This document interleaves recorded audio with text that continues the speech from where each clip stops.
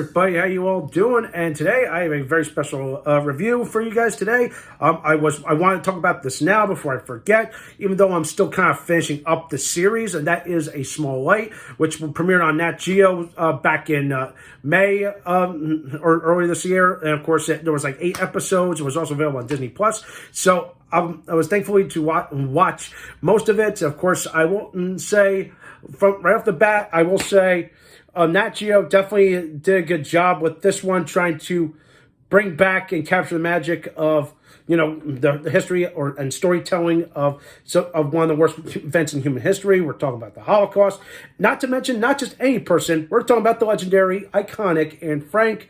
But of course, not only that, we're also focusing on Miep Gies, the hero, the woman that in many people's eyes say she is the real hero of this. She helped save the Franks, or kept the Franks in as long as they can until the Nazis barged through frickin' Amsterdam. But anyway, but of course, again, it's been a long time since we've had a show or series that tackled a subject like this. And my goodness, I still remember the going history class like it was yesterday. Not just in high school, but middle school too, because I met 2 Holocaust survivors. I've heard their stories over the years, and of course, many years later, we all say, yes, it was a terrible thing. But of course, the fact that, their stories are just tales of survival. The fact that they lived to tell the tale, got out of the hands of the freaking Führer himself. The fact they lived to tell their tale.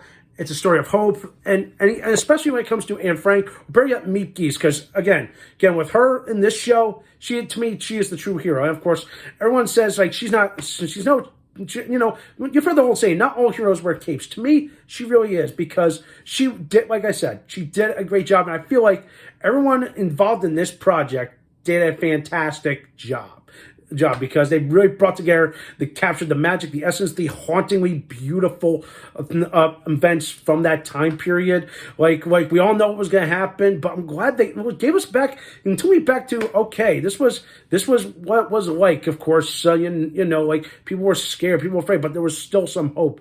Hence the title of the show, A Small Light, because Miep's famous words is even in the dark, you can only shine a small light, or where the phrase is. But of course, yeah, I butchered it, but you get my point.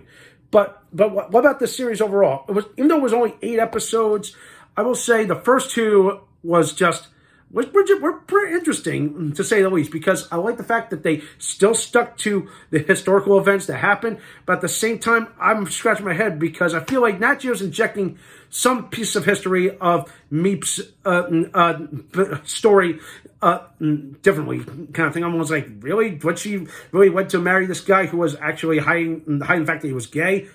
I don't know, okay? To me, I feel like that was just made up for the fucking show and just made up for an agenda. Of course, I really don't want to go there, but you get my point. But the rest of the show is really, really good. Like, the tension builds. When I said about hauntingly beautiful, like, the score, like, it just magically captures it. I feel like I'm listening to something out of a John Williams movie. And here, I feel like it's magnified just slightly, if that makes sense.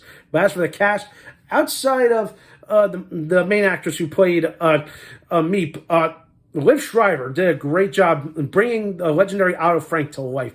And Billy Boulay, I pronounce her name, named the child actress who played Anne Frank. Oh my goodness, she was adorable, funny, and just so likable, even though at times I thought she was a little overbearing. But again, I felt like she kind of embodied the spirit of Anne Frank, even though, again, from 2 totally different time periods, no one knows like what the real Anne Frank was like. What was her personality? But I'm pretty sure everyone was like, she was just a little girl that, always hoped for the best. And of course, kind of connects to all of us, including me, because I always look for the bright side of life and always pray, okay, there's a light at the end of the tunnel. And of course, in her case, even though we know what happened to her and her ultimate fate, I feel like, this show just really got it all. I had tugged on all the heartstrings. Again, besides my little nitpicks, I feel like, a couple episodes kind of got stale. I feel like the middle episodes were, but the last 2 are really good. It's like, oh shit, here's what happens. Oh God, the Franks are captured. We know what happens, but then it just leaves you hope of, and just all right, now that the Franks are officially out of the picture, because they were hiding. It's like, where do we go from here? Now you focus on Meep's life, like her trying to get back to normal. Then of course the war finally ends, and you're like, wow, what to? It's like then at the end you're smiling. I will say that. Like, a couple episodes had me smiling. I will admit I kind of like the whole Mission Impossible style esque 11th hour, like, nail biting twists. I was like, holy shit, didn't expect that. I was like, oh my God. But one scene that I couldn't believe, there's a party scene in episode 4, where Meep and Jan or Jan, way you pronounce him, they go to a party. It's mostly she's one of her closest friends, and she's engaged to this one guy. But it turns out this guy is actually connected to the NPS or whatchamacallit party in Amsterdam, aka essentially Nazi sympathizers. So yeah. Wow. Of course, you could totally build the tension. You didn't realize, oh God, you could feel it. Like, oh God, someone's been betrayed. You feel like someone's friendship has been tested and love. And you're like, it really adds to some of the drama of everything that's happening in the show. But of course, I'm glad that they kind of like didn't go full blown out with some of the Nazi signature and architect or whatchamacallit. But to me, it definitely hammers home. It's a great emotional ride, and of course at the end, I will say I think you guys would enjoy this show. Okay, but again, if you're a history guy like me, I think just try to go in, understand if you're gonna watch from start to finish, you know what's gonna happen. But you just want to see, okay, how do we get from point A to point B?